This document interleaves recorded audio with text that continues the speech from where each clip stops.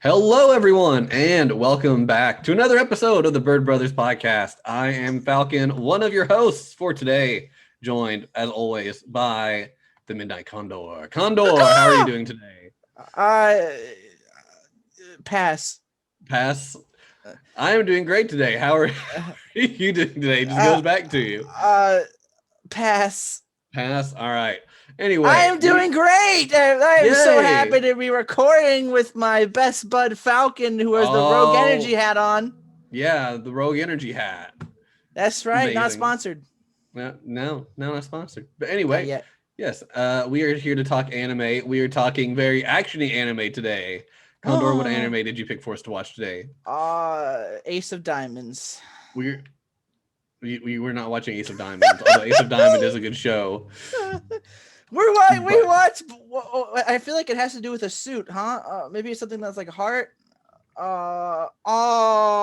know what we watched? What? We watched Black Clover. Yes, Black Clover. Not all of Black Clover. We didn't have time to watch almost 200 episodes of TV, of course. So we're covering the first 3 arcs. Is that right? That is correct. We have covered the first 27 episodes, which is the first 3 arcs. Originally, we were going to do the first 2 arcs, but due to a scheduling thing, we could not watch it. So instead of just doing nothing, we decided, okay, let's just watch the next arc because it's 10 more episodes. Or technically, it was 8 more episodes, but we still watched it. And, we liked it. What would you think of it, Falcon? It was your first time watching through Black Clover. It was fine. It wasn't as bad as I was expecting. I'd heard a lot of really negative things about it. But it was fine. Mostly of how the loudmouth main character was, probably. I just heard a bunch of bad things, that it was just very bland and how about we get into that? Tell me what bland and boring. What else did you hear about it? Bland, boring, uninspired, really annoying characters. Pretty much things like that. But then you'd have other people be like, "No, it's great."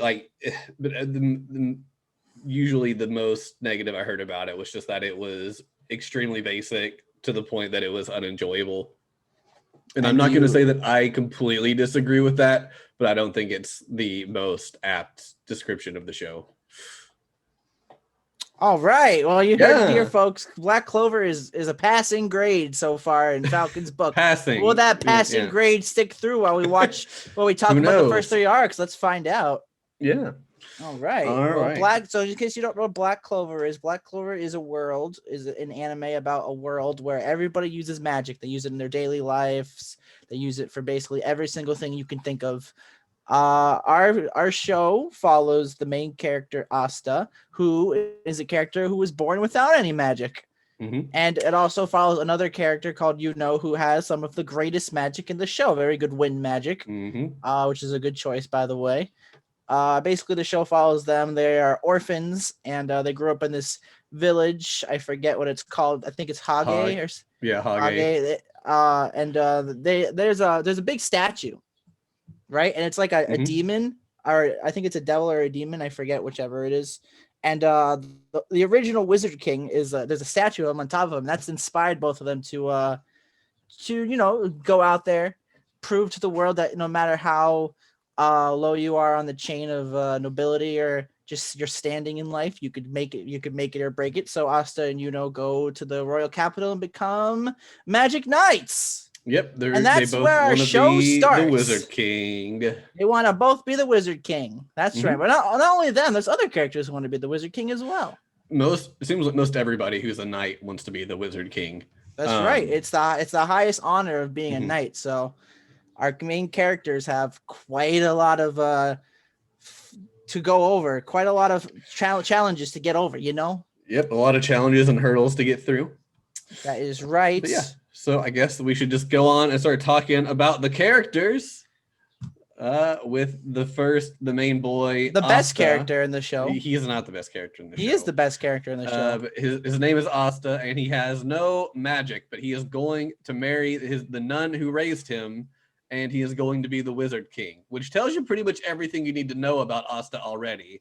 He's kind of dumb. He's an idiot. He's not the smartest person. I think he's the age of 15, and because of the fact that he does not have any magic, he has literally trained his body rigorously.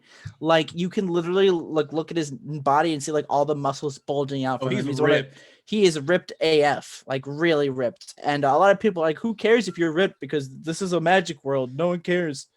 Yeah. But Asta actually becomes into a possession of a grimoire that gives him a giant sword, which literally gives him the power to cut through and repel all forms of magic. Yep. That's right. There are many times in the show that we've seen where the villain's like, you can't do anything, no matter what happens. And Asta's just like, and then he just pounds them with the sword, you know?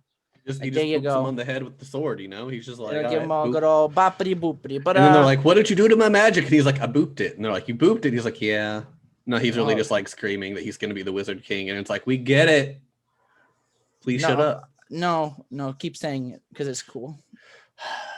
Did you know that never giving up is his magic? Crazy, right? I said it at the end of like every episode after the credits. Until like after the preview. The last few we had, it wasn't. It was always like whatever the narrating character would say something slightly different. But yeah, I think one of them was like one of the bad guys, or he's like controlling the dead is my magic, or you know.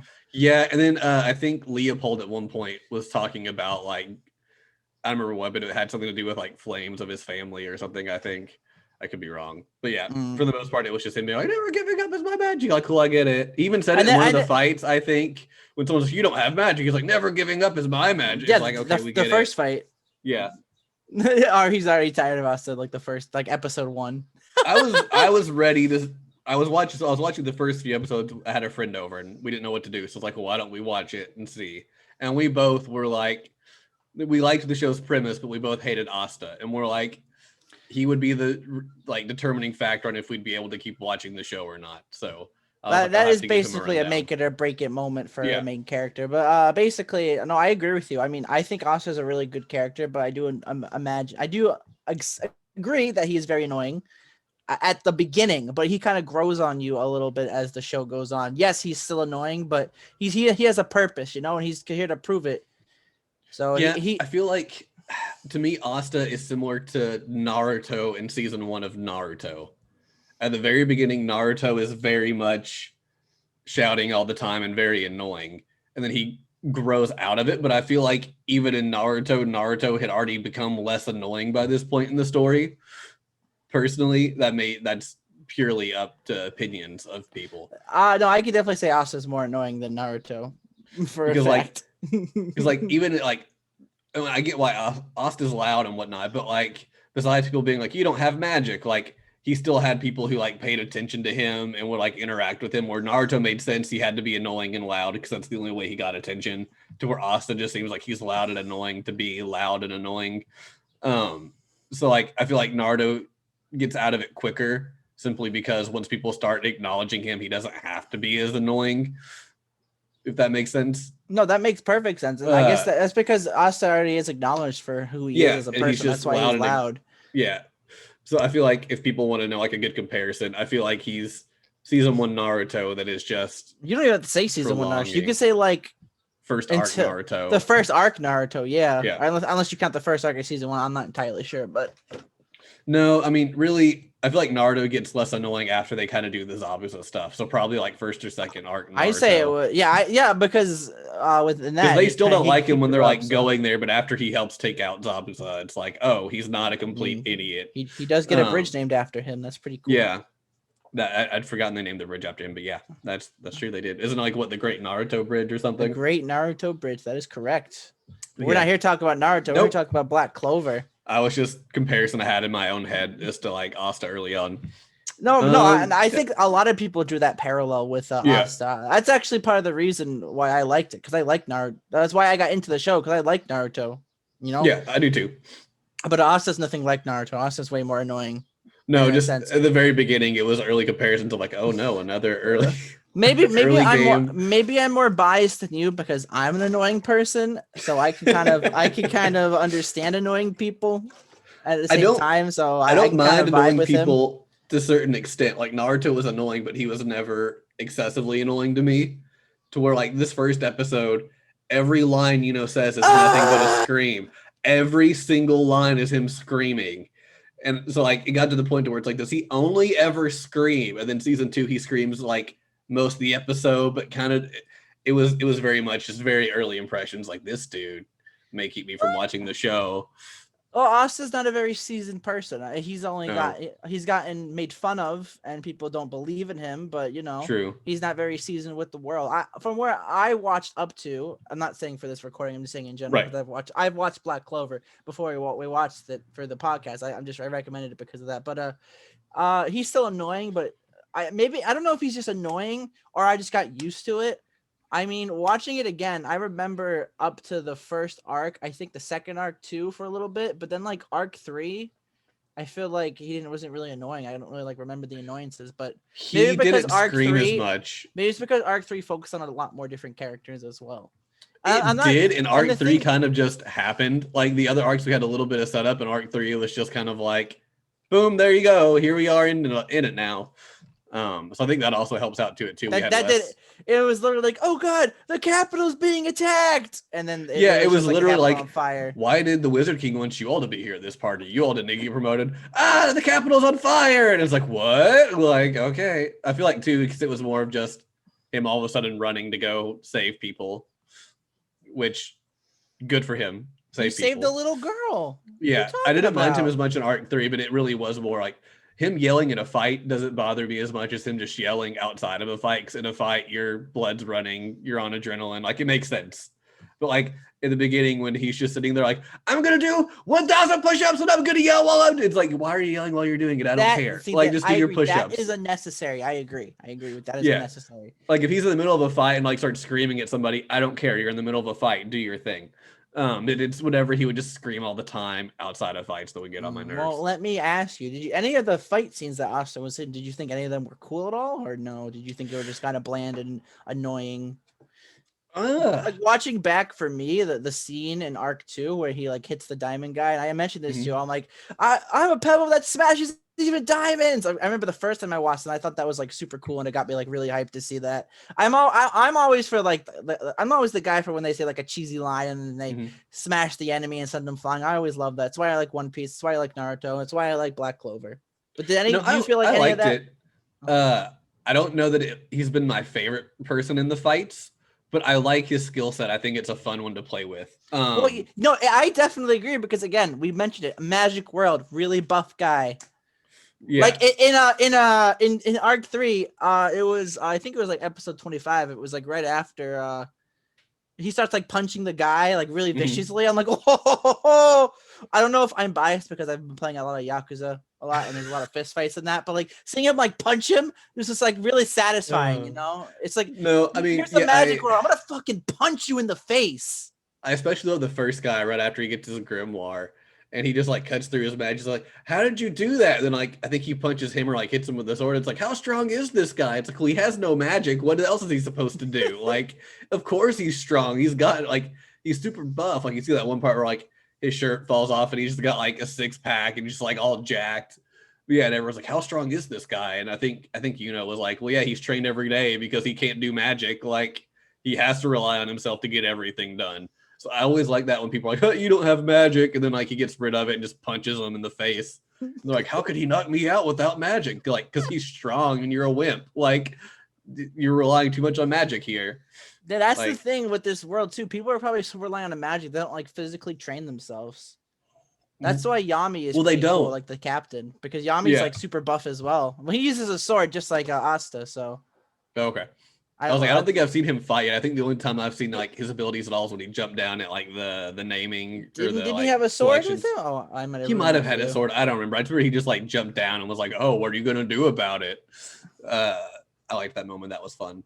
But yeah, Asta's fine. I feel like Asta can grow on me, but right now he's probably one of my least favorite characters of the show. We're still very early on in the show, so that makes complete sense. I feel like with the next arc, and if not the next arc, arc 5 has like the best fight that I've seen so far in the show. And when we get to it, probably like 2 months from now, or maybe next month, depending if we want to watch like 30 episodes.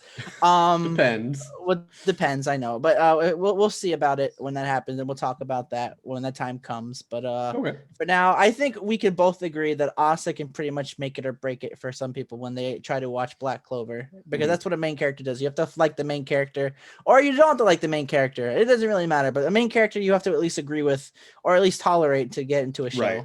I would say that you have to at least be able to tolerate the main character if they're not your favorite. And that is why Asta is Falcon's favorite character. Yeah, I mean, yeah, I could say that about a lot of stuff. Like even One Piece, I like Luffy, but I like the rest of the crew way better than Luffy. Like if it was just Luffy, I wouldn't like One Piece near as much than if it had all the rest of the Straw Hats in it. But I disagree with that opinion, but that's your opinion. So okay, yeah. Well, then we'll just talk about One Piece someday, and we'll argue about it. I think I like it when a character is an idiot. You know? Oh, I don't dislike Luffy because he's an idiot. I'm just kind of like, okay, like he's just Luffy's battle smart. Like he's very battle smart. Asta's, I wouldn't say Asta's battle smart. I say he's just an idiot, but he has like a righteous heart. He fights for what's right, you know. And he'll get smarter as the time goes on. I did like that one moment. Who was it that wasn't worried about like protecting the people? And he was like, "What are you talking about? Like our job is to protect these guys. Like I'm not going to track that guy down. I'm going to make sure these guys are safe or whatever." But yeah, he told one of the knights about he was going to protect people because that was his job or whatever. I actually don't even remember that. Was that in arc 3? It might have been. Was it arc? Yeah, it was arc 3. It was arc 3, I think. Because I think he was protecting the girl and someone was telling him to like leave and go protect somebody else or to go save his friend. And he's like, "No, I'm protecting this girl because that's my job." Like maybe it was when like they were threatening to like hurt Noelle or something, and he was gonna have to leave the girl to protect her. And he's like, "Nah, they got it. I'm saving this civilian over here because that's my job." Oh yeah, I think that was it. It's when he was being attacked and like he's saying, "If you're gonna lose because you're not avenging the girl," and he's like, "No, it's my job." I remember. Yeah, that was it. Yeah, I do respect Asta. I'm just not a fan of him. But anyway, next character. Yeah. I like Asta more than Falcon. Next character. Yeah. We got our boy Yuno, who I don't like Yuno. And I figured this was gonna happen. Because I figured you like Yuno and I don't. We have very differing opinions on characters. I mean, let me reiterate first before we get into that. Yuno is why don't you tell us about Yuno, Falcon? Tell us about Yuno. So Yuno is also an orphan from Hage. He and Asta were dropped off at the church on the same night as babies to be taken care of. But Yuno has abundance of magical talent, and he's been this like kind of like the teacher's pet essentially at a school. He and Asta were friends until one day they came back from exploring with, I believe, was it Yuno was all beat up or Asta was all beat up? One of them was all beat up. Asta was all beat up. That's right. And then after that, they kind of weren't really friends anymore. Like they tolerated each other, but they weren't really close. But he also wants to be the Wizard King, but he views Asta as his rival because while they're not really like friends, they respect each other a lot. I guess is the best way to put it. Like everyone's making fun of Asta for not having magic, and Yuno's the one person who's like, "Don't underestimate him. Like you don't know what Asta can do." But he very much is just more quiet and resourceful. I guess he's more strategic than Asta, who's just going to grab his sword and start swinging at whatever is in front of him. Anything you want to add about Yuno off the bat? He's a cool guy. All the ladies like him. He's tall. He has wind magic, as I mentioned earlier. He joined. He was actually, I think they mentioned this, but he got every single team captain to raise their hand at the exam to join the Magic It was the Knights. first time it happened in like years or something. Like that doesn't happen often at all. Nope. So you could tell by like a moment like that he's pretty exemplary. Though honestly, I feel like that scene would have been better if Yami wasn't the one to raise his hand. But it was like all but Yami. Yeah. I mean, but can you blame Yami when you find out like how bad the Black Bulls are like reputation is? Like, hey, I think some of the Black Bulls are some of the best characters ever, and the only reason why you're not saying that, like, especially what you're saying earlier. Oh, I'm not saying they're bad characters. I'm just saying as far as like their like reputation, they're known as like the loser squad. Like nobody wants to be a Black Bull. You find out later they've got these stars they get rewarded if the Wizard King thinks they've done like a really great job or whatever. And you find out they're at what, -31? Something because like that, Asta gets a star on one of their missions. Like, yeah, we got a star. It's like, cool. Now we're at -30, and it's like, what? Yeah, we're only 100 away from the Golden Dawn. Yeah, let's go. And it's like, what? Like they lose stars. They don't even like 0. And that's because they do magic damage. They do damage to like things around, Yeah, that's what I heard was like they're known for like just destroying everything. Like they don't really care. Like they'll get the job done, but like a town could get leveled in the process. But yeah, so I don't blame Yami for trying to get It's like if he's this really talented guy, he might be able to help them get stars and get their squad moved up in ranks. There's also the thing too that all the Black Bulls haven't even been promoted. They're all just yeah, they didn't mention entry level. That I laugh so hard at that. It's like, oh, I'm this rank. What? What's that? What, you don't know? Oh yeah, none of you all have been promoted. Yeah, these two got promoted. Asta, so did Asta Charmy. And Charmy, yeah. Yeah, it was like, what? And Charmy did the dance. I think that's my favorite part. Like Charmy, she just eats all day. It's like, yeah, she caught one of the bad guys. They were like, oh hey, you did a lot. Her magic's actually pretty impressive though. I really like her magic though. Yeah, that I think she's been one of my favorites. I think if we talked just a minute beforehand, I was like, and Charmy are probably my 2 favorites right now. I guess the reason why I say I don't like is I just don't like his character trope. I just don't like his like edginess. It doesn't. I know when you mentioned before when we started watching the show, you got like a Naruto Sasuke vibe. But do you still feel that way after watching the show more? A little bit. But where Sasuke really didn't like Naruto, likes Asta. They just don't talk because they don't want their feelings to get in the way of like their rivalship of becoming the Wizard King. Like it. Sasuke eventually comes to respect Naruto, but it takes a long way. That's at the end of the show. That's literally at the end of the show. So yeah, because even like he sees all the stuff Naruto can do and acknowledges that Naruto's not this wimp that they all want him to be, but he still thinks he's better than Naruto, and Naruto's just whatever. Like I can still beat Naruto whenever. But yeah, he at least respects him. I know you said he had more of like a Luffy and Ace vibe, and I think that's a little more accurate. But I feel like since we see more of than Ace, I feel like it's not exactly the same, but that's probably the closest. It's the closest I can think of. Yeah, I just don't like his how he's like the silent guy. He does care for his team, which is shown in like the second arc when they're fighting the ice guy. But he's not my favorite. He's not my favorite character. I don't hate him. I just don't like him. He's neutral. It's a neutral. I feel like all these characters are extremely tropish. You think so? If you don't like a certain trope, yeah, I mean, pretty much. Asta's the loud, energetic guy. Is the silent, like, smart guy. Noelle is the pretty much self-obsessed noble. Magna's the reckless idiot. Lux, the guy who just wants to fight everybody all the time. I'm so bad at seeing tropes. God, I really am. Charmy's the person who just eats all day. Like they're all very tropish so far, which isn't necessarily a bad thing, but a lot of the side characters, especially who haven't had focus, haven't had anything to make them stand out from their tropes. What about Magna and Luck? Magna and Luck had a little backstory, which we'll get to. Get to them. But otherwise, he's just the guy who wants to fight everything. He just wants to fight all the time. He's the Goku of Black Clover. But you know why? Yeah, I know now. I now know why. Why does Goku want to fight everybody to become stronger? Why does Luck want to fight everybody? Because his mother was proud of him and told him I'm just saying that Goku is the trope of just always wanting to fight all the time. He's that like role in Black Clover. He has more backstory than Goku kind of does, because Goku very much just like, I need to get strong. Yeah, we find out with Luck at least more about it. We can talk about that when we get to his character. But I've noticed a lot of them seem extremely tropish. A lot of the nobles are just the typical, I'm better than everybody else because I am a noble. Like, okay, great. The world is very nobility oriented. Like literally all of Noelle's family, I can't stand. Oh well, definitely, I can't. I hate them too. Like, I'm just gonna say that right now. The Silver Eagles are just crap, and their character designs are bad too. So whatever. They got the royal design, so they think they can do anything because they're high nobility and royalty. Yeah. Well, but anyway, but Yuno's your typical like the silent guy who's really smart and really good at everything that everybody really likes.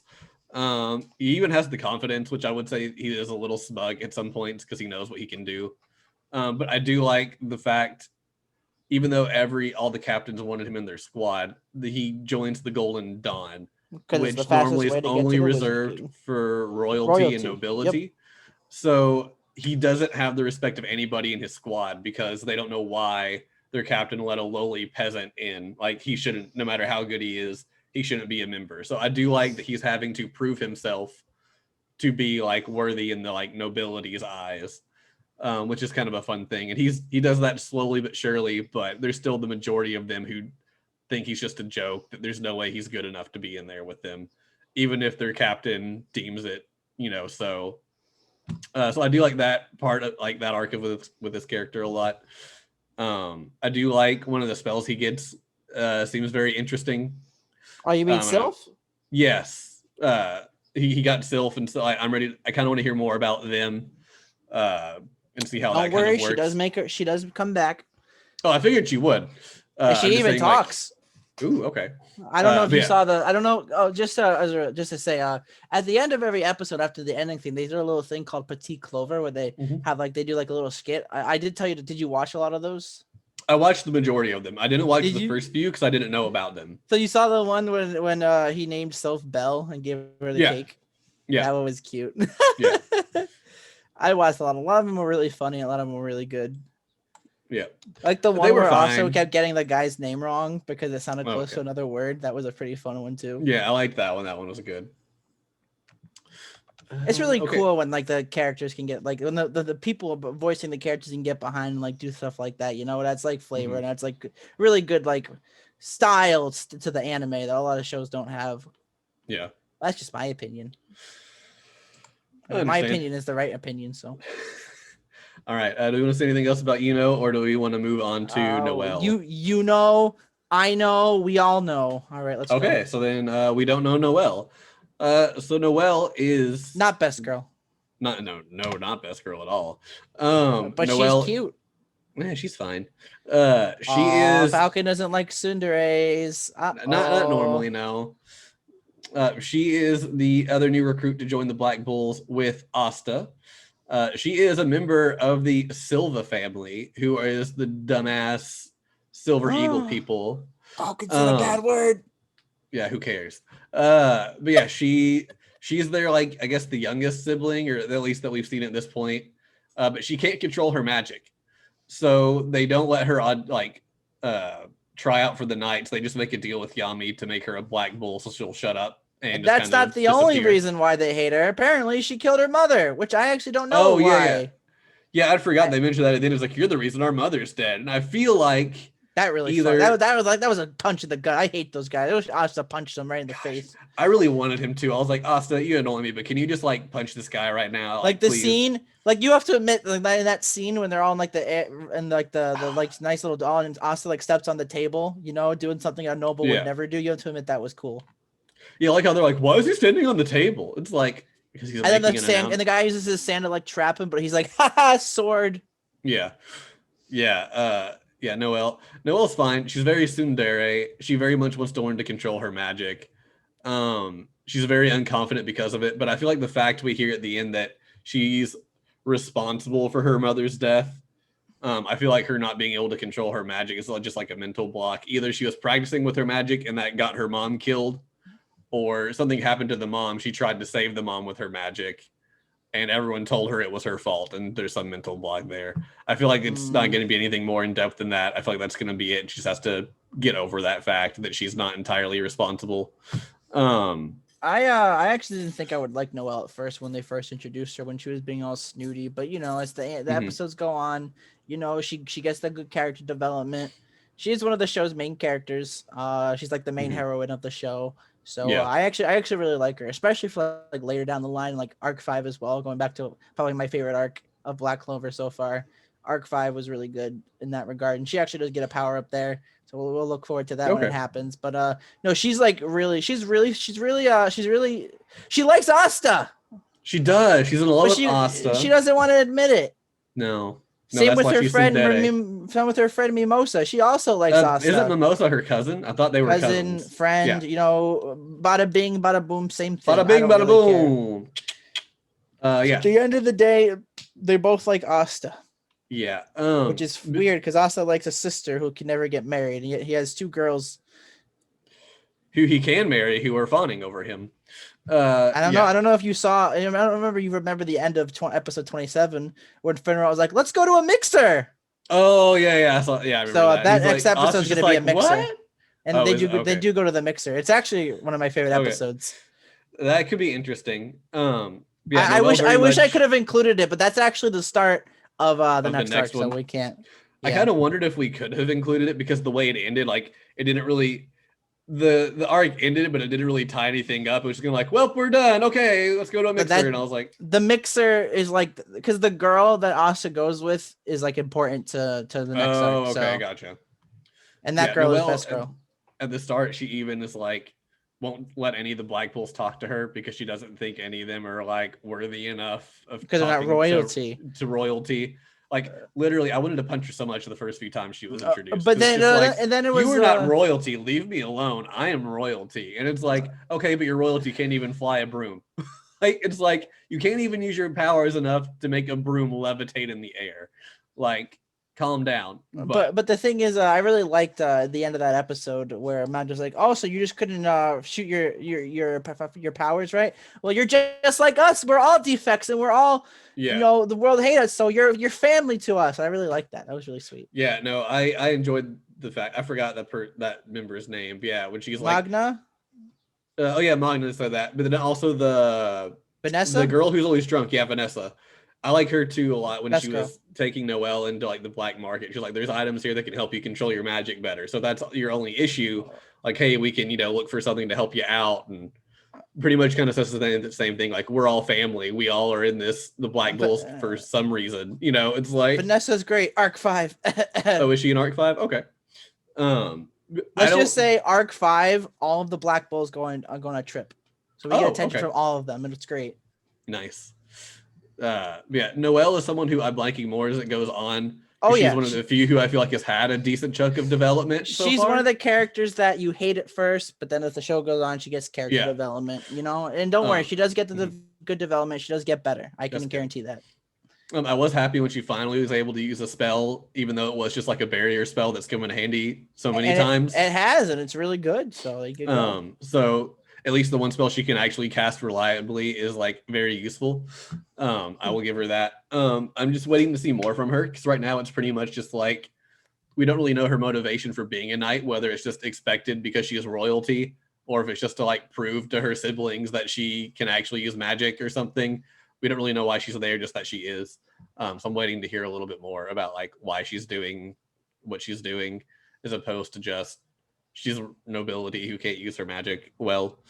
So time will tell if we change our opinions on Noelle. I mean, I'm further than you, so my opinion is basically more informative. So I'm not gonna say anything about that. Other than Noelle is a great character, not the best girl, but she's good. I really like her. Her powers are nice. And moving on, next character. Next up would be Mr. Magna, the fire baseball player himself. Oh, Magna, the guy. He's so cool. He has a really cool broom. He loses his clothes in gambling all the time. That was a pretty funny one. Those all his clothes and everything. He even lost their magic like robes. It's great. Yeah, even at the end it was like, can't we just have something here? I'll give you your magic robes back at least. Like there you go. I actually just remember when in Arc 2 when Asta was like freaking out over the fact that his ropes got like ripped and everything. It's like, oh god, Magna's gonna kill me. And then like in that same Arc 1 when Magna lost his robe to just gambling, he didn't even care. Yeah, it's like, oh what's going on here? Yeah, it was. Magna is a character. He's I think he's the senpai of Asta and Noelle. I'm not sure when he joined. Or he might have been like the more recent joiner before Asta and everything. But basically his magic is he can use like fire. Like he likes to use it to like fireballs and to like throw fire at people. It's actually pretty cool, honestly. It's a really good, interesting use. Which I will admit that the thing I love about this anime is like how they use their magic. It's really interesting. You could probably agree with that, especially when Arc 4, when you see Gosh's the sister lover's magic, you're gonna really like his magic. Okay. Hopefully, so far I really don't like him. Well, don't worry, you'll change that opinion next arc, guaranteed. Because I thought the same thing as you, trust me. Mm-hmm. But But yeah, Magna's pretty cool. Basically, he also came from a village kind of like Asta, and it's another boonies village. I forget what it's called. But he basically, when he got his grimoire, he used to like go there and ransack it, and like be like a delinquent because he has a delinquent look. And he was from like the next town over, so he would come into that town that was just slightly bigger to try to like take over. But then I think it was the mayor of the town or someone of high importance. He came in and like every time he told him every time Magna came, that guy told him no, bad. And he has like sword magic, which was pretty cool. Like he shows these like swords. I think it was the first time he like pinned him to the wall with the swords and then started like spanking him with the other ones. Like, you shouldn't do this. This is what bad kids do. And he's like, what are you doing? Like I laughed at that part. I was like, all right. That was amusing. The more times he did that, the Magna came to like respect that guy, and the guy told him, "Hey, you should become a magic knight with that power." And he did it. Everyone was proud of him, and so was the guy. And he gave him like the little thing to hold his book, the little like book belt. That was pretty cool. And you really feel for his backstory because that guy ends up dying to the bad guys of the show, which we'll talk about later because they've literally been present since like the first arc, which I actually want to bring attention to for a reason. What do you think about Magna Falcon? I like Magna. Like him, dislike problems, anything you like about him that they did? He's one of the more entertaining ones. He very much is the reckless, like hot-headed kind of guy trope. But it works for what he's supposed to do. I do like the fact that with the mayor, they kind of had like the mentorship. Like he was just there to cause problems, but by the end, the mayor ended up kind of being the person to kind of steer him in the right direction and give him some like advice and life advice and whatnot. That was really nice.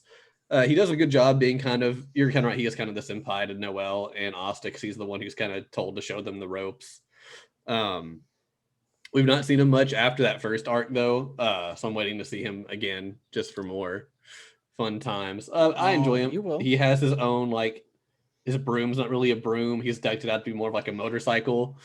What was it called? The Magna Cyclone, I think. Something like that. Yeah, that was fun. It didn't really look all that cool, although Asta thought it was the coolest looking thing of all time. It was pretty much just a broom with like a boar head and like rib cage over it. But yeah, he's good. I enjoy him. His backstory's nice. I do like that he chooses to use his powers like baseball most of the time. The one thing I wasn't a fan of was that the arc we saw him in, he didn't do too much fighting because he used all of his magic flying them there. That is disappointing, yes. So it was a little bit disappointing. Like the one arc we've had him in so far, really, he does like arc 5. There's like one attack at the very end that he uses to like help save the day, but otherwise he was just kind of like, I have no mana left. Like, this sucks. I have to let the new people who one doesn't have magic and the other can't control hers try to save the day because this wasn't a simple boar killing mission like we thought it was going to be, but I do like the fact it showed he felt responsible for them even so, because at the end when it was getting hairy, he knew like he had to step in even if he didn't have the magic to really do anything. He had to do whatever he could. So I do like that even though what little he did, it was very important and it was to protect the new people who he was supposed to look after. Showed that he was this responsible guy and not just the little delinquent you kind of think he is. Well, he was a delinquent, but he grew up. He got seasoned. He got experience. So right, that's how he became the Magna we know. That just reaffirms that he's not the delinquent guy anymore. Like we've seen the backstory as to that he's not, but then this also just proves to us like, yeah, he's still that way. Like he's looking out for his crew because that's his job. One thing I will say about Black Clover is I feel like they're not like super excessive at making their backstories, but I feel like they do their backstories really well. It's short and sweet. It's like, you don't need to know much about Magna, except he was a troublemaker who got steered in the right direction by this guy. And now he is a knight because of this guy telling him to do it. Like, it's very short. And even with Luck, who we'll talk about next, his backstory was very short. But it's like, okay, I get it. I get why he's doing what he does. But yeah. Anything else you want to say about Magna, or shall we move on? He's a good boy. Let's move on.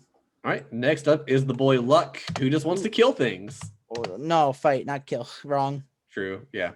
I mean, like, literally the first moment we meet him, he's trying to bug, I think it's Magna, into fighting him. Yeah. Hey, come on, fight me. You want to fight me? Hey, so-and-so, you want to fight me? The captain wants to fight me. Don't you want to fight? Like, just all the time, just wanted to fight day and night. But yeah, he's very, very energetic. That's because of his magic, which is lightning magic. He's very Yeah, energized. that fit very well. He's, to me, a less annoying Zenitsu kind of from Demon Slayer. Whoa. Like, he's got the lightning powers, and he's like, even just like character design somewhat similar. They've got like the blonde hair, and like they're about the same like size. I didn't draw that parallel actually, because Zenitsu's like annoying and Luck is like no. Zenitsu is not annoying. He's cowardly. While Luck is definitely not cowardly. He's cowardly, but I felt if you were to put Zenitsu and Luck in the same room and they saw an enemy, a really strong enemy, Luck would literally go charging in to fight. Zenitsu would run the opposite direction. So that's probably why I didn't draw the parallel. Yes, but yeah, I'm just saying like otherwise, like even though Zenitsu's cowardly, when he's in fights, he has a lot of energy to him, and he's very fast and very energetic, which Luck also is. So I saw those like kind of parallels to them a little bit. But yeah, otherwise, yeah, Luck is just gonna run and fight whatever's in front of him. The stronger, the better. To where Zenitsu would freak out until he fainted and then fought whatever was in front of him. Luck's magic is like he uses his lightning in a really interesting way where he actually puts his body in like a lightning armor to like enhance it and make it stronger. Like he does it on his arms and his feet. Yeah. It's like super cool. Yeah. And he jumps around punching and kicking people, which is really nice. Which makes sense that he's very energetic. Yeah. Yeah. Yep. But yeah. But Luck has a really kind of a sad backstory where his mom didn't really like him that much because of how he was. He was kind of weird as a child. You know, I think every time he got like hit, he would just smile and everything. His mom was like, "Why are you smiling like that? Why can't you just be normal?" Shinra backstory. He just was always smiling, and that freaked people out. To where Shinra had like his smile just seemed evil. But yeah, like he was just always smiling, and everyone thought that was weird. And then in a magic exam, he beat a noble with his magic, and his mom was very proud of him. And he told him, "Keep doing stuff like that, keep fighting." And that's kind of like the reason why he fights, because he kind of remembers that he liked being really proud of his mom and stuff. But that's why he gets so bloodthirsty all the time. Yeah, he liked the fact that his mom was proud of him, and now I believe his mom is dead. Yep, his mom did die, and he was just smiling the whole time during the funeral. Yeah, that's a very Shinra move. Like, the fire force, the house burned down, his mom and brother died, and they're like, he's smiling. He did it. It's like Shinra's mom's not dead. Oh, is she not? Shinra's not dead. We said that. Did we? We did. Oh, that's right. Yeah. My bad. I'd forgotten that. Yeah. So you can't draw that parallel. Take it back. My bad. Take it back. You can't keep getting away with this. Okay. Anyway, anything else we want to say about Luck, or shall I move on to the next person? No, what? We're not even done. We only talked about like two. I got you back on track. No, the thing with Luck is, he's a hyperactive guy. He likes to fight. Because by Asta calling him a friend, Luck like wakes up from his days of helping his mom. He's like, you know what? Instead of fighting alone, I think it'd be better to fight in a team. And because of that, they won. Or they didn't win. They just make the guy retreat, which is still a victory in its own. So it is. They just didn't like knock him out. Overall, I'd say Luck is a pretty interesting character. Probably not one of my favorites, but he's definitely he has a nice backstory, and it works really well in this show. So that's all I have to say about Luck. Next rapper. Next rapper, we have the one, the only Klaus from the Golden MC Dawn. Klaus in the house. He is pretty much Yuno Senpai. Whoa, Yuno Senpai. The Golden Dawn, who's supposed to like show him around and what to do, along with the other new recruit who's not been super important, so we're not going to talk about her. Klaus got a bit of character development, which is kind of unexpected. He did. I didn't he is obviously nobility since he is a part of the Golden Dawn. But you also find out, I guess he's one of the newer members. So we find out later on that even the other Golden Dawn don't think highly of Klaus. They're just like, oh, you need to get stronger before we acknowledge you or whatever. Oh, Falcon, why don't you tell us about Klaus's magic? So Klaus uses steel magic. He just makes a bunch of stuff out of steel, pretty much. He normally has like ranged like javelins and stuff that he shoots at people. He can also make, was it a chariot he made to like run away on? Pretty cool. Yeah, he is Glasses Senpai. He doesn't acknowledge Yuno or Asta when he first meets them. They kind of have to win him over. But he does have character development. He starts off very much like all the other nobility. I'm nobility. You non-nobility people are trash.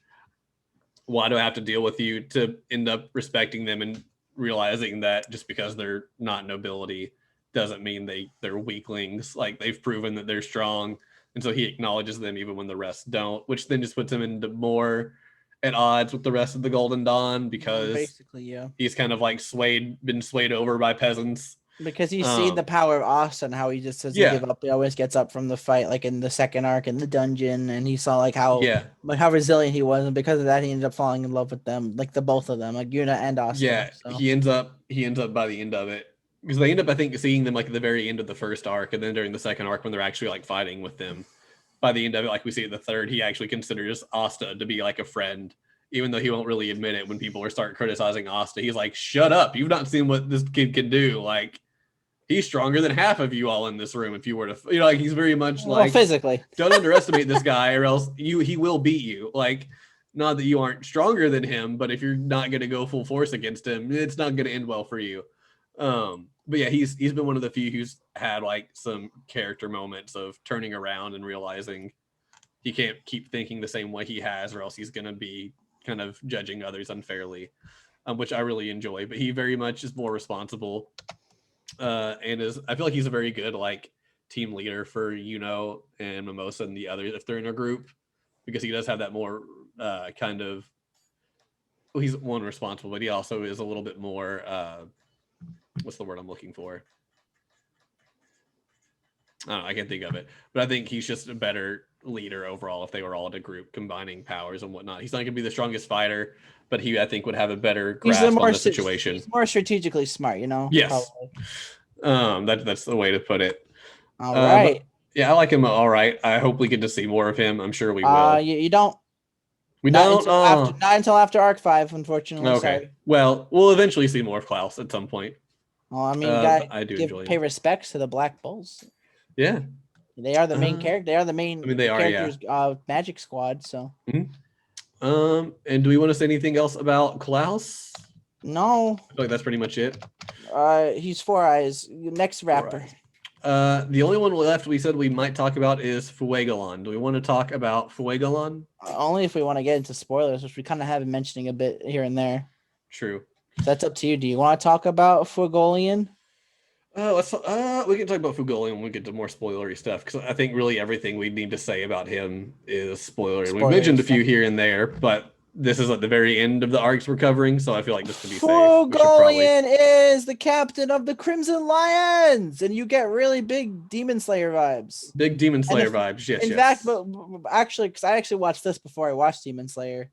Or I think I watched Demon Slayer. Mm-hmm. I watched this before I watched the movie of Demon Slayer that we did the podcast on. Go watch that, by the way. It was really good. I retold the whole movie on my own. It was pretty impressive. I can't do it again. Don't worry. But basically, when I chose to do Black Clover for the podcast, I'm like, wait a second, that Fuegolan guy, he's gonna give me major freaking Demon Slayer vibes. I remember watching it. It wasn't exactly the same vibes I got, but it was basically like kind of similar. But Fuegolan is this really strong guy. He's really smart, really headstrong, obviously because he's the leader. The one thing I liked about Fuegolan is how he technically acknowledged Asta at the last second. I really like. He even too though was one of the few that at the start of Arc 3 wasn't like criticizing him. Like he wasn't sitting there with the others being like, "Oh, you're just from Hage. Pff, no one great's come out of Hage since the first Wizard King." Like he's smart. Because he didn't like stop them from criticizing him, but he very much was just he didn't participate. And then when things got out of hand, he's like, "We don't know why he's here, but the person above us wants him here, so like give him a break." Kind of like he kind of stuck up for them. Everyone he was like, "No, I'm not gonna like, yeah." And I like his brother too, Leopold. How Leopold immediately is just like, "Yeah, you're gonna be my rival. That's great. You're awesome. Like, all right, we're rivals now. Let's go." But he didn't really do anything any important, so we don't really need to mention him much. But I very much do like the Vermilions, I believe is their last name, right? Yep. Yeah, I like the Vermilions a lot. They've been. So you also like Mimosa. Got it.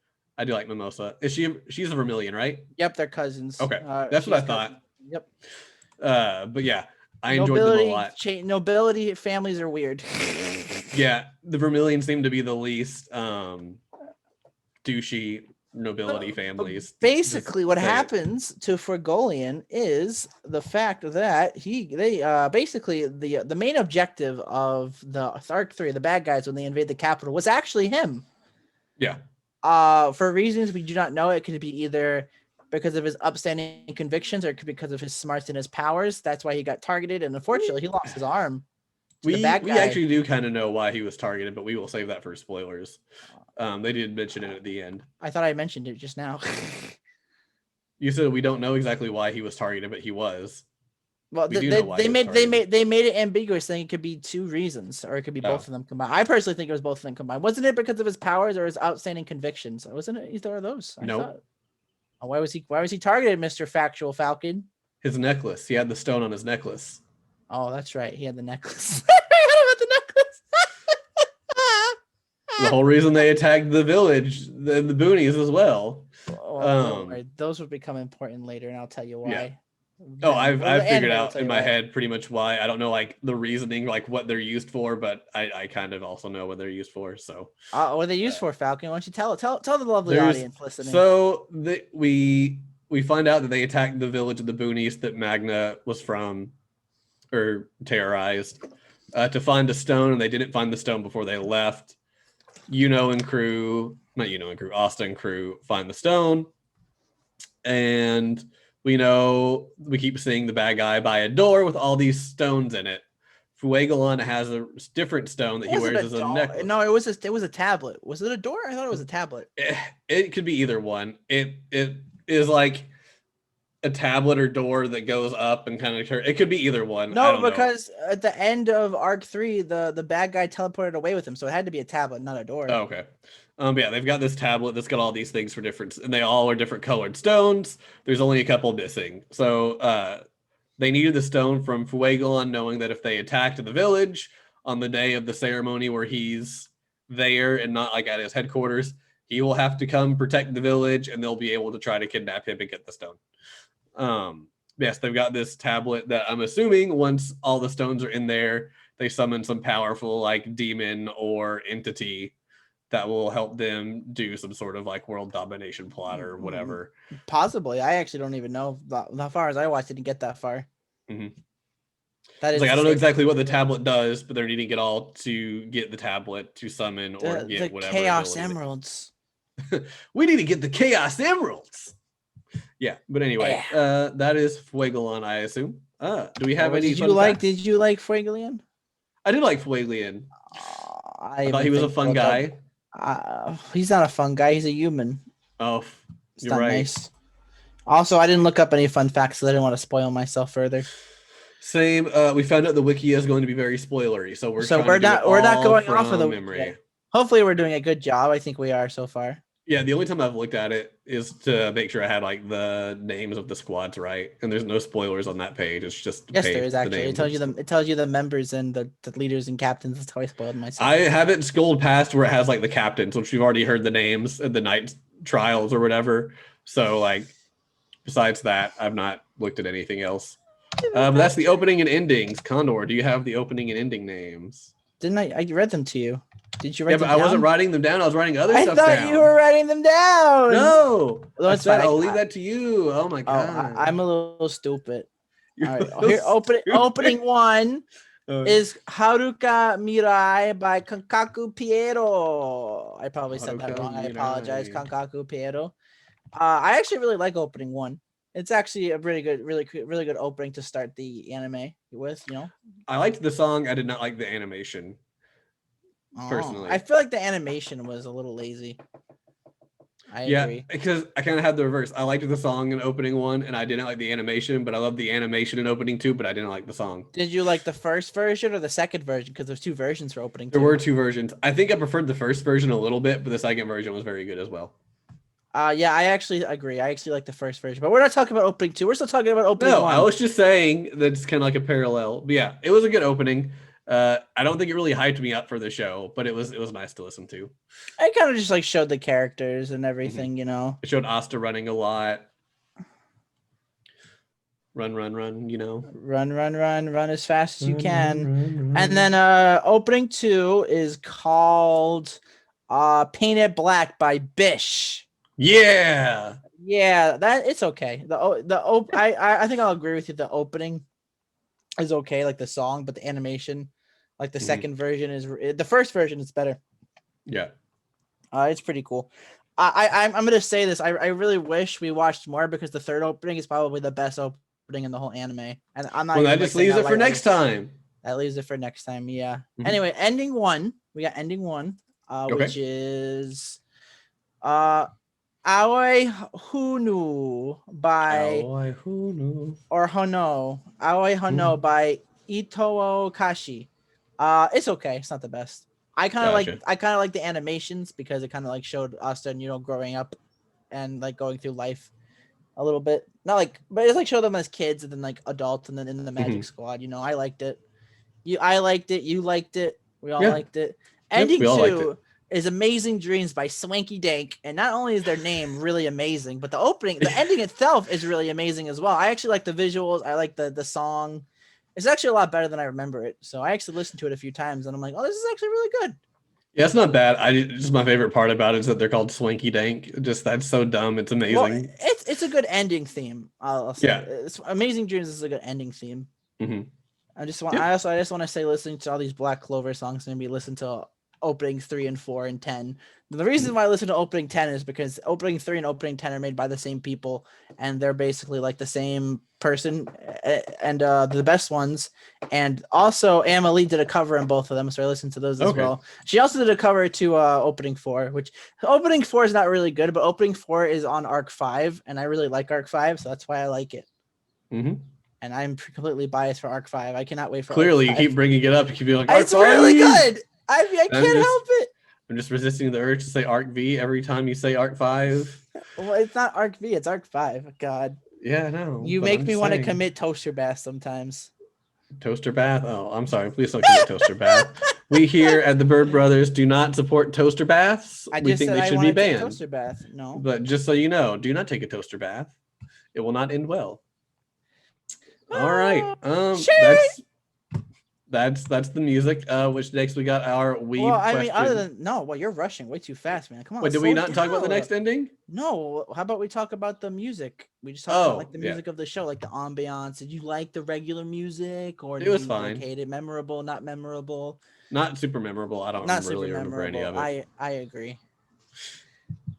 I'm too busy having Yakuza songs in my head because I'm finally playing Yakuza 1 Kiwami now. So you finally are done with 0? Yes, and I'm not going to talk about that now, or else I'll get really emotional. More emotional than I went to Black Clover. All right, sounds good. 140 hours, Falcon. They're long, but they're good. I'm glad. All right. Weeb question. I will ask the question for the lovely audience and for ourselves. If you have watched Black Clover and would like to participate in the weeb question, feel free to join our Discord and leave a comment saying, "Oh, I would like to join this one." Yes, very good. The weeb question is: out of the 9 squads, which squad would you join? Falcon, why don't you answer us first? It's kind of hard because we've not seen a lot of the squads. So at the point of the show we're at, we've seen out of the 9, we've seen Golden Dawn, Black Bull, Silver Eagle, Blue Rose, Crimson Lion. All right, let me change the question a little bit. Yeah. Without knowing about the squads, which squad would you join? Just from name and like looks alone, not from like who you know is in the squad. That's tough. Let's see. I don't know that I'd be in the Black Bulls. I feel like while they're fun for the show, I would get super annoyed with all of them all the time. Especially also screaming in your ear. I would no. Golden Dawn and Silver Eagle, I'm assuming I would not be nobility. Plus, they all kind of seem like jerks. Blue Rose, I can't join because I'm not a lady. That's the one I think that's all women. Yep, that's correct. Yeah. Let's see. Coral Peacock. That was the one with the lady who's always asleep, right? Yeah. Yes. I'm going to say probably either Green Mantis or Aqua Deer. Wow. I think that's going to be the 2 I would most likely go for. You want to join under Jack the Ripper? I will admit Jack the Ripper is pretty cool. Yeah.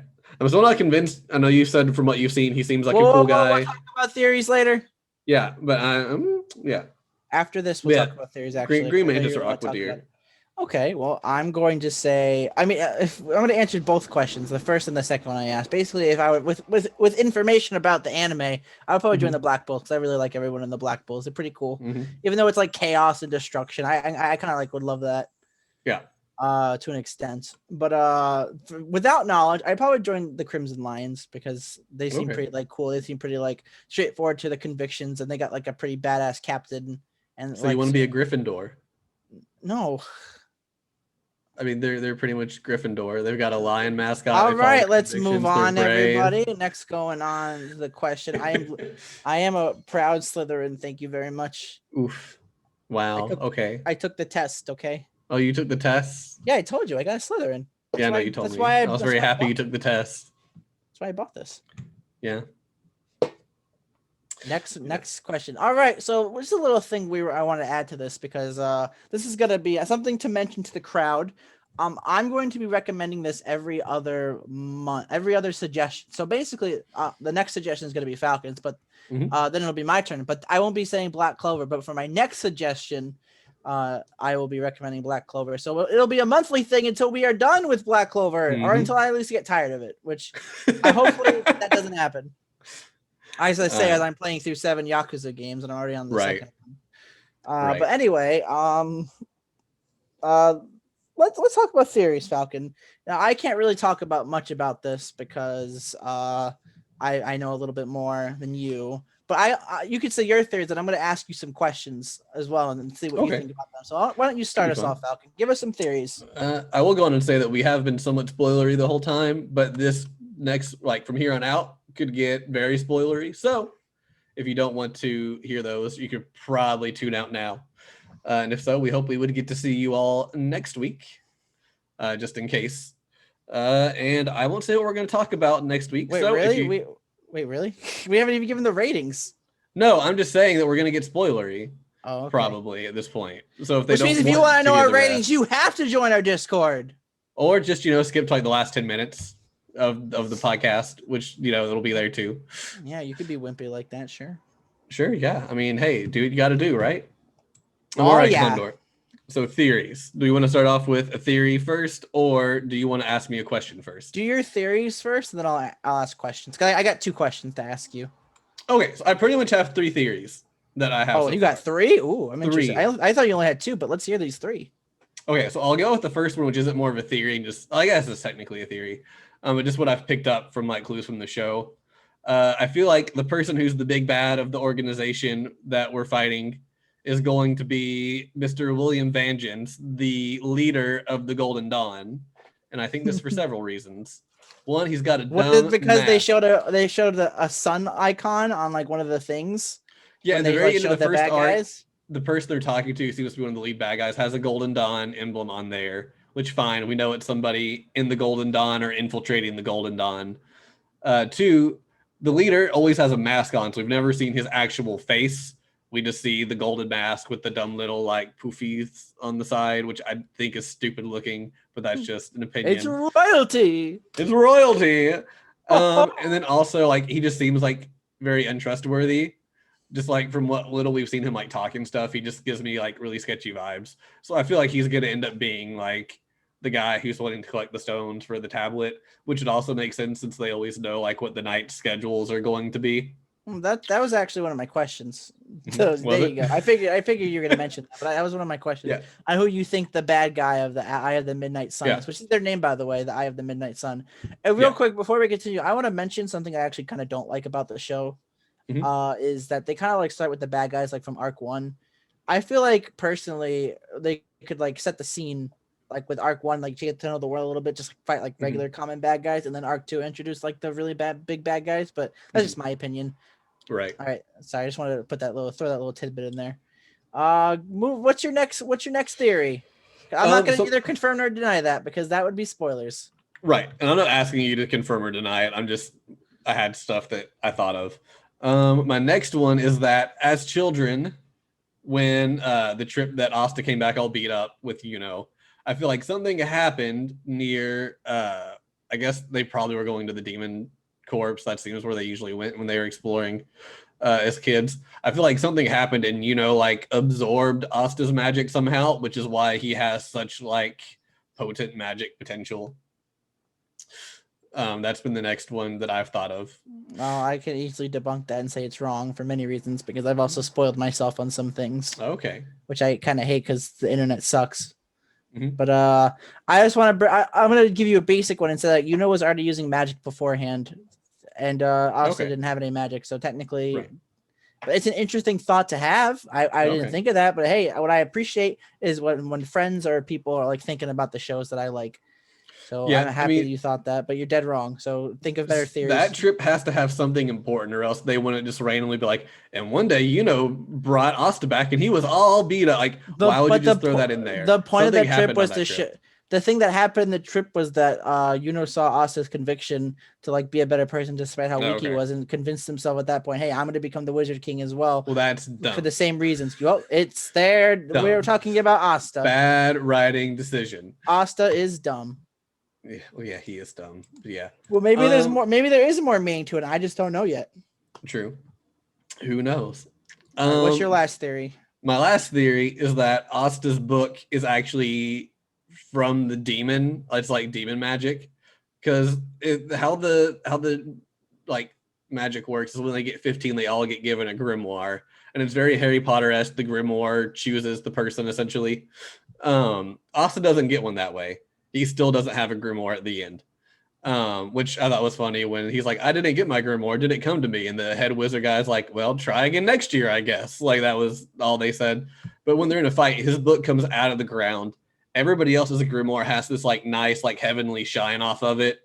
Asta's has this weird, like, I don't want to say dirty, but it's very dark. It is very dirty. Like, you could say dirty because everyone calls it dirty.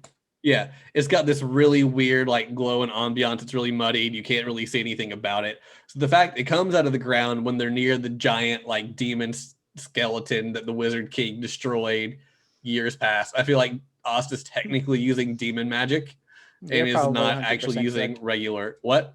You're probably 100% correct, because I actually don't know what the case is, but you can also keep in mind that with the Wizard King, who we didn't talk about for reasons, because he'll become important later. Basically, the Wizard King read Asta's grimoire and he couldn't read it at all. So I think that further agrees that maybe it's written like demon language. So I agree with that theory that maybe that his book came from the demons and it's demon magic. Mm-hmm. Yeah. Yeah, and everyone else keeps talking about they've never seen magic like Asta's before. Like, they've seen like magic canceling magic, but nothing that literally just like destroys it. So that's just something I'm pretty sure has happened. I feel like the show, it's fine, but I feel like a lot of the plot twists are very easy to pick out, and we've not seen a lot of them so far. So that could just be, I think I have an idea and I could be totally wrong. But I felt like it's not going to be hard to kind of figure out what's going on if we get like another clue or two. I feel like it's going to be very easy. I feel like the twists are going to be super shocking once we get there, but who knows? I could be proven very wrong once we get there. I have some thoughts about that, but I can't really talk about them now because it'd be more spoilery. Yeah. Well, since you technically already answered one of my questions, I'm going to ask you a question right now. Okay. Are you ready for my question, Falcon? Bring it, Condor. What do you think about Nero, the bird that always Nero is Asta awesome around? And needs to be protected at all costs. Do you think anything suspicious about Nero, or do you think Nero is just a really smart bird? I don't feel like he's really suspicious. I feel like he's able to sense something going on. But they already said too, like at the selection trials, those birds get attracted to people with lesser magic potential. But you have to keep in mind, Nero was with Asta before. True. That. And let me also bring up the point where Nero found one of the stones in the village in Arc 1. That is right. He is the one who found the stone in the village. Don't you think Don't you think something a little suspicious about Nero? Huh? A little suspicious, maybe? I wouldn't really say suspicious, but there's clearly something going on we don't know about, whether it's suspicious or not. I don't know. Like, I'm not looking at Nero being like, "Oh, Nero, what are you up to?" But it's like, okay, he knows something we don't know. I'm not getting like malicious intent from Nero or anything. Nero is a she, by the way. Oh yeah, that's right. Besides when she, smacks Asta in the head for doing something stupid. Well, I'm gonna tell you right now, don't look up Nero on Google because you will get immediately spoiled on what. Yep, just want to say. Gotcha. Okay. Yeah, also too, I I just guess want to Nero get you was the thinking. one who showed Asta where the new sword was, technically. I do want you as to. well. I do want you to keep a focus on Nero, right? See what's Okay. happening with her. Sounds good. That's about all my questions. Didn't you want to mention about Jack the Ripper though? Yeah, I was just saying. I thought the Green Mantis boss is Jack the Ripper, which normally in media is a serial murderer, and he has a very like obvious bad guy design. So I feel like at some point he could have something bad going on with him. Well, that's That just could judging just a be book like by a its red cover. herring. Yeah, right. It could be they just How did that dare to you? throw us off, as opposed to actually being The a bad guy. main character of Yakuza looks like a bad person, but he's one of the greatest characters of all time. Well, he still technically was in the Yakuza, so he was a bad guy for a while. The only reason why he joined the Yakuza was because his father figure in life. He wanted to follow his father figure in life. I understand that. I've played Yakuza Zero. If his father figure in life wanted to be a firefighter, then Kiryu would want to be a firefighter. Yeah. But anyway, that's about all the theories I had. Okay, and I can't say any theories I have because that would be spoilery until next time. But how about this? Let's talk about one last thing before we give our ratings and what we're watching next week. What are you looking forward to for the next arc? Like, what's anything you're looking forward to? Anything you want to see? I did tell you some things about Arc 4. We are going to see Gosh's, which is the sister lover's his magic. We're going to see that. Yami's also going to be fighting as well, so that'll be exciting. I would really like if Noelle could learn another spell. I think that would be handy. I'm fine with Asta staying how he is. I feel like if he gets new swords like every other arc, that would just get aggravating. I think I'm fine with him how he is. I think Noelle it'd be cool to get another spell. Otherwise, I don't really know that I have anything else that like I really want to see. I just have to see where it's gonna go. Okay. Yeah. Did you say you like what you watch and you're excited to watch more when I say we have to? I'm not gonna say I'm excited about it, but I'm not gonna be like bummed that I have to watch more of it. Like it's like, okay, yeah, we're watching more Black Clover now. That's fine. Asta is the best character ever. Yeah, he's not, but you're allowed to have that opinion. All right, then let's talk about our ratings for the first 3 arcs of Black Clover. Falcon, why don't you lead us off since you're so good at talking? No, I'm so good at talking. All right. Well, Black Clover is a show. If you're new to anime, I think you'll like it more than if you have seen a lot of anime. It is very kind of by the books, in my opinion, as far as shonens go. Yep. It's very much very by the book. I feel like a lot of the characters are very tropey, even with their backstories. That like tells us why they're still that way. They're still very kind of one note and tropey in a lot of them so far to me. Hopefully that will change. The fights are good, so if you want to see cool fights, do that. The premise I feel like is really, really great. That's the thing that I like the most about it. You can write a lot of fan fiction about this series. Yeah, I mean, you really That's could. How you know yeah. It's a good one. Yeah, so I like the premise. I hope it can improve a little bit. Otherwise, I just feel like it's very basic. Asta still is very annoying to me. Some of the other characters, depending on if you like the tropes or not, could get aggravating to you. I'm just gonna give it a flat 5. It's fine. I feel like it's one of the most basic shows there is for anime. If you like shonens, you're probably gonna like it. If you don't like shonens, it's really probably not gonna make you like it. It's just there. It's fine. It's average. The characters are fine. The writing's fine. But I feel like it's very much shonen by the numbers. Like someone just took up like, what's the formula for a shonen? Okay, well, main character's name is changed to this. Okay, we're using magic. Cool. Wizard King. There we go. That's his goal. I feel like Wizard King. It very much feels like they had like a Mad Libs or something for like how to write a shonen and just filled in the bubbles. Not that that's bad. No, it's not. It's just very basic. Like I'm not excited to watch more, but I have no problem watching more. But if it wasn't for the podcast, I probably wouldn't watch more unless I just ran out of things to watch and was like, well, I can continue Black Clover, I guess. But that's what I'm going to say. Condor, what is your opinion on the first 3 arcs of Black Clover? 20 out of 10. Bestest anime ever. Okay. Best bet. No, I'm kidding. Basically, you bring up a lot of good points that I agree with, but I actually really like shonen. So, I really like Naruto. One Piece was one of my favorite animes at a time. Then I grew up and started liking better animes. Hot take right Black there. Clover, I feel like Black Clover is just like a little bit more.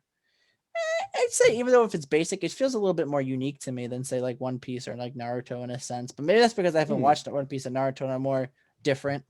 The first 3 arcs were great. Though to be honest, this is technically my 3rd time watching it. The first time I watched Black Clover, I watched up to episode 7 because I was getting kind of bored of it, but then I stuck with it after episode 7, and then I'm like, oh wow, this is actually really good. Like when Asta was fighting those people in the village and using his sword to like negate their magic, that was really cool. Because how I like to think of it is like, here's this world of magic. Here's this guy who negates the whole freaking world with his power. That's like, it's like a problem and an issue, and then Asta's the problem. The issue is like all the bad people, and Asta's there to solve the issues because he's the problem to solve it. It like basically throws the world upside down. It makes it interesting to watch. It makes it interesting to see. Compared to like Naruto, where Naruto basically, I mean, like Naruto's a bad thing because Naruto has the 9 to 5. Let's say One Piece, Luffy has the damn power thing, so that's basically the shonen thing. But you don't really learn that until like 400, 500 episodes into the dang show. But like for One Piece's sake, where Luffy's just like a normal person, Asta basically doesn't have like normal magic. He has a different type of magic than everybody, and that's really interesting for me. I liked all the characters to an extent, but I guess now that you mention it, they are very tropey. Maybe I just like tropey characters. I mean, there's no problem with that. I'm just saying, like, that's something to point out of like, they're not really super original, but I'm that's very just bad at noticing tropes, I guess. But anyway, I'm actually gonna give the first 3 arcs of Black Clover a 7 out of 10. I think 7 out of 10 is a fair rating. Again, I don't love the show as much as I like a ReZero or Ruby or March and stuff, but like this is an enjoyable show I like to watch, and I'm very much look forward to watching more when we get to it. So that's going to say 7 out of 10. That's my rating.